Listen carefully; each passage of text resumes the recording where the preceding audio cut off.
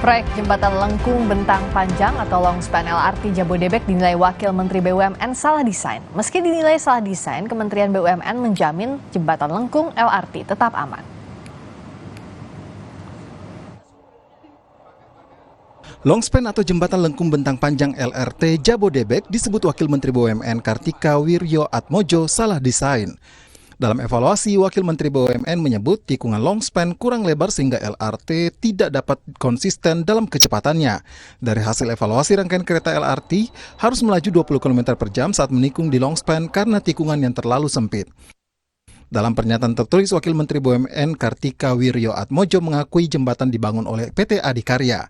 Menteri BUMN Kartika Wirjoatmojo menyebut kalau lihat longspan dari Gatot Subroto ke Kuningan kan ada jembatan besar. Itu sebenarnya salah desain karena dulu Adi sudah bangun jembatannya tetapi tidak mengetes sudut kemiringan keretanya. Presiden Joko Widodo angkat bicara soal pernyataan adanya kesalahan desain longspan atau jembatan lengkung LRT. Presiden meminta kepada semua pihak untuk tidak mencari-cari kesalahan dalam proses pembangunan proyek LRT. Tadi kan saya sampaikan ini LRT ini adalah yang pertama kali kita kerjakan. Jadi kalau ada koreksi, ada yang perlu dievaluasi, perlu ada yang diperbaiki, yang kita perbaiki. Jangan seneng mencari-cari kesalahan, karena kesalahan pasti ada, karena baru pertama kali.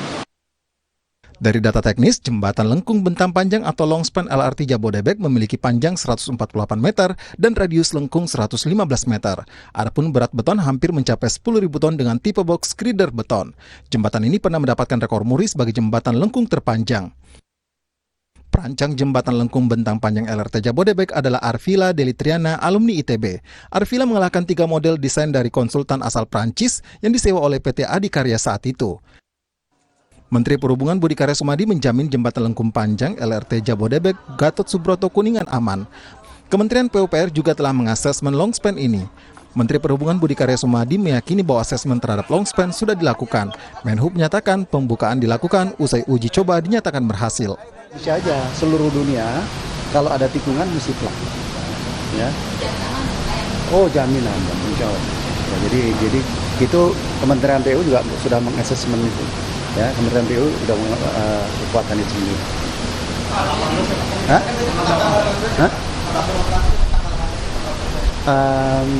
Tanggal kami tadi minta saran Pak Presiden. Pak Presiden sangat bijak. Pokoknya kalian melakukan uji coba. Pada saat uji coba berhasil, kita buka. Presiden Jokowi sendiri telah menguji coba kereta LRT Jabodebek sebelum dibuka secara resmi untuk masyarakat. Tim Liputan, Kompas TV. Lalu bagaimana sebenarnya idealnya jembatan lengkung LRT? Apakah memang akan diperbaiki atau hanya menyesuaikan kecepatan kereta LRT? Kita akan bahas bersama Arvila Delitriana, perancang longspan LRT Jabodebek, bergabung juga Arya Sinulinga, staf khusus Menteri BUMN, dan juga bergabung bersama kami Joko Setiowarno dari Masyarakat Transportasi Indonesia. Selamat malam Mbak Dina, Bung Arya, juga Pak Joko. Ya, selamat malam. Malam, saya ke Mbak Dina dulu. Nah, waktu awal desain, sebenarnya permintaan desainnya seperti apa dan bisa dijelaskan soal desain jembatan LRT ini, longspan ini? Ya, jadi sebetulnya kami sebagai bridge engineer ya atau tim struktur dan pondasi ya untuk jembatan LRT Longspan Kuningan ini menerima apa yang namanya performance desainnya. Jadi apakah itu alignment dari tracknya, kemudian kemiringan dan sebagainya, itu kami sudah menerima dari yang kompeten di bidangnya. Jadi kalau kami, saya memang tidak bisa menjawab karena bukan kompetensi saya untuk menyatakan bahwa lengkungnya memang harus seperti itu dan sebagainya, karena itu sudah merupakan studi tersendiri dari tim track. Jadi tim alignment dari track LRT tersebut, di mana sudah mempertimbangkan banyak hal, termasuk lokasi-lokasi dan lahan yang tersedia. Dan kami sebagai desainer untuk perencana jembatan tersebut harus bisa memberikan suatu masukan atau memberikan suatu usulan di mana posisi-posisi pilar yang sekiranya bisa dibangun dan kemudian meminimize dari kemacetan atau segala hal yang mengganggu lalu lintas di bawahnya, dan secara struktur bisa dihitung, secara pelaksanaan bisa dilakukan dengan baik. Jadi artinya kami bertanggung jawab terhadap keamanan dari struktur tersebut yang sudah disesuaikan dengan kriteria desain atau masukan yang diberikan dari LRT sendiri. Jadi kalau di sini bisa kami sampaikan sudah dilakukan uji beban juga untuk LRT ini sesuai dengan bebannya dan alhamdulillah sudah terlaksana dengan baik. Jadi di sini bisa kami sampaikan kami sudah memperoleh sertifikasi layak fungsi untuk jembatan LRT Longspan Kuningan ini. Begitu, Mbak. Jadi semuanya itu sudah based on alignment tadi ya, sudah berdasarkan standar yang ditentukan dan sudah diuji pula. Jadi sebenarnya ini sesuai dengan apa yang direncanakan awal, sederhananya demikian begitu ya Mbak Dina? Betul sekali. Betul. Jadi kecepatan sudah disesuaikan, gaya-gaya kecepatan itu sudah disesuaikan juga. Oke, jadi kalau Mas Arya tadi secara kecepatan itu sudah masuk dari perhitungan dan desain itu juga sudah masuk perhitungan sesuai dengan standar di awal. Nah, kenapa ada pernyataan dari Pak Tiko, Wamen BUMN soal ini? Kemana arahnya begitu, Mas Arya? Oh, saya? Ya, silakan Mas Arya. Oh iya, saya ini lebih kepada kecepatan. Jadi kan memang kalau pas di belokan itu kan dia jadi melambat. Mungkin Pak Wamennya kemarin melihat dari sisi sananya gitu. Karena dari cepat tiba-tiba harus melambat. Tapi dari sisi desain itu udah paling ekonomis. Ya, ini paling ekonomis karena kita kan kalau bangun apapun namanya kan dilihat dari semua sisi gitu. Dengan span panjangnya seperti itu kan artinya kita nggak butuh tiang-tiang juga penyangga di sana gitu. Hingga itu bisa mengurangi dari sisi pengeluaran di infrastrukturnya gitu. Nanti Mbak Dina bisa jelasin juga tuh. Kemudian di soal lebarnya pun dengan seperti itu kan lebarnya akan optimal gitu. Jadi dengan kondisi yang ada memang akhirnya memang itu yang paling optimal untuk LRT-nya gitu. Jadi memang menurun kecepatannya. Tapi dari sisi ekonomi biayanya juga itu paling optimal gitu. Kemudian juga Anda bayangkan kalau ada tiang-tiang di tengah jalan tol kan nggak mungkin juga ya. Sementara di situ tidak perlu ada tiang tuh di situ kalau dengan sekarang ini. Memang akhirnya mau nggak mau LRT-nya jadi lebih lambat dibanding kalau dia jalannya mungkin belokannya lebih jauh gitu ya. Tapi nggak juga banyak juga lah kekurangan untuk kecepatan. Waktunya nggak gitu juga mengurangi banyak hal gitu. Jadi sebenarnya sih oke aja. Dan ini kan sebenarnya ini kan pembicaraan di Pak Wamen tuh bukan ke wartawan tuh sebenarnya. Dia lebih cerita-cerita saja mengenai di sebuah internal BUMN. Ternyata ada YouTube-nya live gitu loh. Iya. Ditangkap oleh banyak orang. Padahal dia hanya cerita ini begini. Tapi sebenarnya salah desain itu tidak mempengaruhi apa-apa kalau. Enggak. Jadi Pak Tiko itu bicara lebih kepada ini lambat akibatnya ini mungkin dulu salah desain atau Pak ini ya dan sebagainya dan kan dia bicara mengenai Inka dan sebagainya juga gitu. Jadi itu bukan membahas mengenai ini. Tapi dia lebih kepada ngomong seperti itu gitu ya. Tapi tiba-tiba orang liput langsung wah ini salah desain gini. Mungkin ya omongannya kan omongan internal yang bukan juga ke arah sana. Tapi kalau kita lihatnya kemudian BUMN melihatnya ini udah paling optimal untuk situasi dan kondisi jalan yang ada itu gitu. Dengan ruang yang ada itu udah paling optimal. Apalagi kita lihat bahwa ini juga inilah gitu. Secara biaya juga nggak tinggi-tinggi amat jadinya bagi kita dari BUMN gitu. Gitu Mbak. Dianggap ini sudah paling optimal. Kalau Pak Jokowi juga melihat, ini kan sebenarnya kalau kata Mas Arya tadi backgroundnya untuk internal. Tapi kalau dikaitkan dengan LRT yang sekarang juga baru diuji coba oleh Pak Presiden Jokowi, sebenarnya perlu menimbulkan kekhawatiran atau polemik atau seperti apa? Kalau dari sisi itu kan udah dicoba trial ya. Kalau di trialnya memang ya kecepatannya kan memang harus melambat di daerah di belokan itu gitu. Tapi kan sepanjang sistemnya sebenarnya nggak ada masalah. Gitu. Nah kalau Pak Joko melihat ini nggak ada masalah juga sebenarnya atau seperti apa? Ya, saya kira sama ya. Bagi orang teknik sipil hal yang wajar seperti ini karena mengingat juga ruang yang digunakan juga tidak luas, memanfaatkan trase yang ada, membelokan seperti itu tentunya memang ada syarat-syarat batas minimal lah yang bisa dipandang, dan ini juga kan melalui Komisi Keamanan Jembatan dan Terowongan yang sudah disetujui dan disepakati dan direkomendasikan untuk dicoba dan dinyatakan baik untuk digunakan. Ya memang kalau diambil itu catatan kerja, ya karena desainnya pakai alignmentnya juga bukan seperti itu, dan saya kira itu hal yang wajar. Tidak bisa kita samakan kalau itu dengan jalur yang lurus atau dengan radius yang lebih besar, karena pesan luang tadi. Dan saya juga sampai dicoba sampai 5 kali tadi. Maka benar wajar aja itu.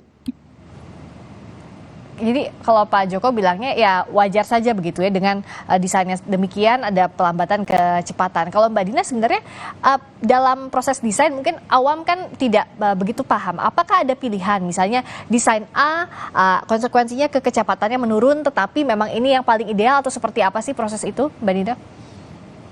Kalau dalam alignment itu memang ada kondisi di mana kita harus lengkung ya, harus curve. Terkait dengan lahan, itu yang disampaikan kepada saya waktu saya nanya, ini memang harus melengkung begini, begitu kan? Jadi alignment-nya kan sudah diberikan kepada kami.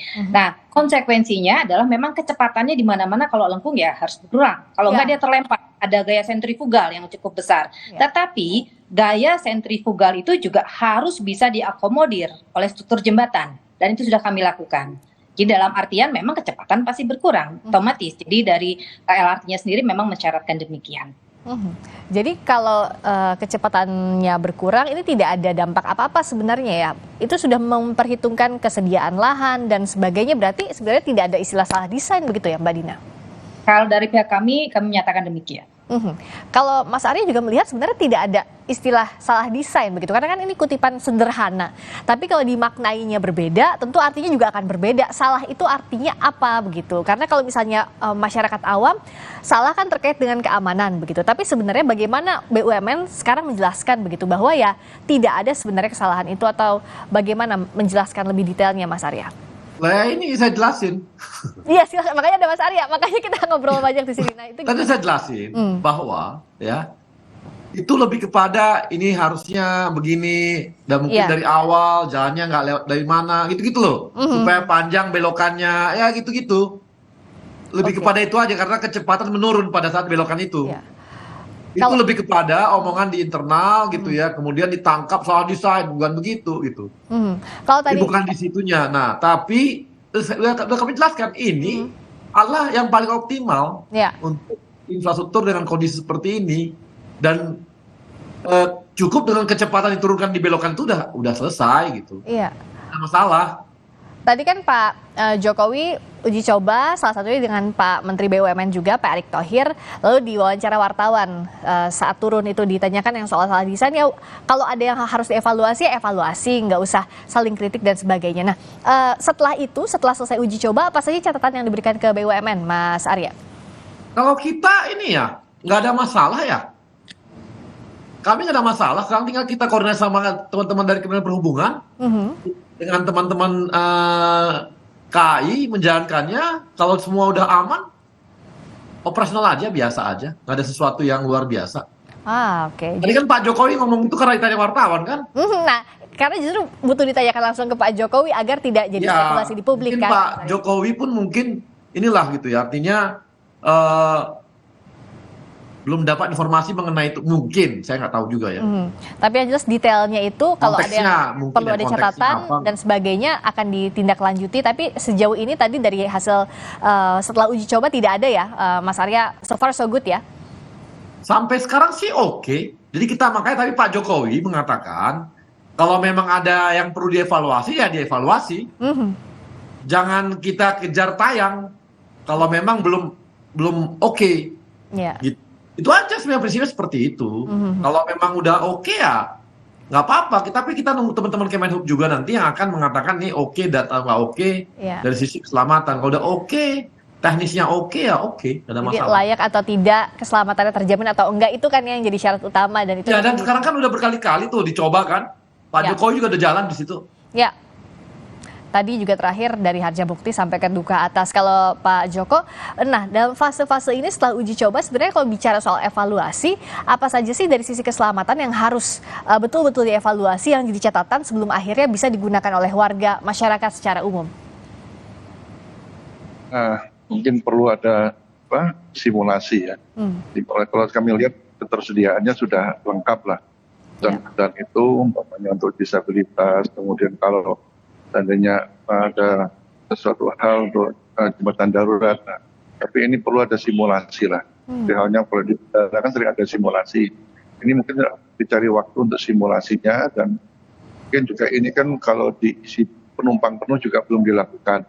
Ya. Nah, nanti coba ketika penumpangnya maksimal seperti apa, nah itu akan lawan jauh mana instrumen-instrumen yang bekerja itu bisa maksimal. Nah, kalau mau ditambahkan sebenarnya itu kalau terjadi satu ada bentuknya video yang visual, artinya video-video itu bisa ditayangkan di stasiun, ya, atau di keretanya, ya. Nah, ini penting, sebenarnya kalau berupa tulisan sudah lengkap itu, saya sudah lihat evakuasinya seperti perintahnya dan sebagainya. Tapi latihan itu penting, ya, informasi berupa video visual. Ini bisa untuk mengingatkan kita lah. Selain juga video itu juga tayangan bisa diisi iklan-iklan, umpamanya seperti itu sebagai tambahan aja nanti.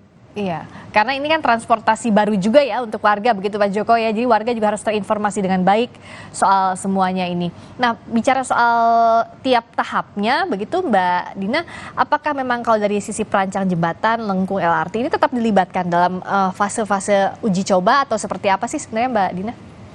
Iya, fase uji coba lebih ke arah uji beban ya. Jadi kalau kereta atau jembatan apapun itu untuk bisa diserahkan kepada penggunaan untuk masyarakat, kami harus melakukan uji beban. Jadi kalau Pak Joko sampaikan dicoba dengan orangnya penuh. Nah, kalau uji beban kan nggak boleh ada orang ya. Itu diisi dengan pasir-pasir yang beratnya sama dengan kalau orang itu penuh. Kurang lebih seperti itu. Jadi artinya untuk beban sudah kami coba kalau seolah-olah di dalamnya ada orang. Tapi karena ini uji coba beban itu tidak boleh, dari Kemen PUPR itu dari safety, kalau uji beban nggak boleh orang beneran yang memenuhi kereta tersebut. Jadi sudah diisi dengan beban-beban pasir yang bisa mensimulasikan beban-beban orang, dan alhamdulillah hasilnya sangat baik. Begitu, Pak. Alhamdulillah. Dan nanti sebenarnya stepnya selain uji coba beban, untuk sampai layak itu apa saja sih Mbak Dina? Sampai pertama kan layak desain, kemudian layak fungsi, ada diskusi-diskusi lagi. Jadi untuk bisa memantau apakah dari uji beban tersebut sudah inline dengan desain. Jadi saya mengatakan kalau dibebani sekian, dia harus ada gaya sekian, itu sudah diuji cukup panjang ya dengan Komisi Keselamatan Jembatan dan Terowongan Jalan dari Kemen PUPR. Jadi beliau-beliau ini kan orang-orang yang sangat pakar. Jadi ada proses-proses seperti itu, baru bisa dikeluarkan sertifikasi layak desain untuk kekuatan jembatannya. Begitu. Nah, kalau Mas Arya terakhir, jadi apa saja persiapannya? Tentu ini kan butuh sinergi antar kementerian, lembaga, sampai nanti LRT ini bisa dicoba oleh masyarakat umum, bisa digunakan sehari-hari. Nah, sekarang persiapannya seperti apa saja, pesan dari Pak Jokowi dan juga yang sudah dirapatkan antar kementerian dan lembaga soal ini? Ya, yang pasti ya, kan ini sekarang kita trial terus ya, karena kan ini juga keretanya ini kan, LRT-nya ini kan generasi terbaru ya, di mana kita ini nggak pakai masinis gitu. Tentunya ini seperti AI aja, jadi perlu yang namanya trainnya itu diajarin gitu. Nah, sekarang ini masa pemberian pengajaran gitu loh ke trainnya, karena dia kan butuh memori. Diberhenti sampai sini berapa jam, ketemu di sini berapa ini, ada perlambatan, ketemu span dia melambat, ketemu ini melambat berapa meter dari jauh dari span dia turun kecepatan, nanti masuk ke stasiun, dia udah tahu turunan kecepatannya dan sebagainya sampai berhentinya bagaimana. Jadi ini memang sekarang adalah saat untuk memberi memori kepada sistemnya LRT ini gitu. Makanya dia butuh terus-menerus latihan uji coba itu terus. Kalau nanti udah oke sih, jalan baik kok ini. Kita tunggu LRT berfungsi dengan baik dan tentunya aman dan nyaman untuk warga. Terima kasih banyak atas waktunya. Sekali lagi di Sapa Indonesia Malam, Arvila Delitriana, perancang longspan LRT Jabodebek. Terima kasih Mas Arya Sinulinga, staf khusus Menteri BUMN, dan juga Pak Joko Setiowarno dari Masyarakat Transportasi Indonesia. Mbak Dina, Mas Arya, Pak Joko, terima kasih banyak. Selamat malam. Terima kasih. Terima kasih. Terima kasih, Dina. Terima kasih ya, Daria.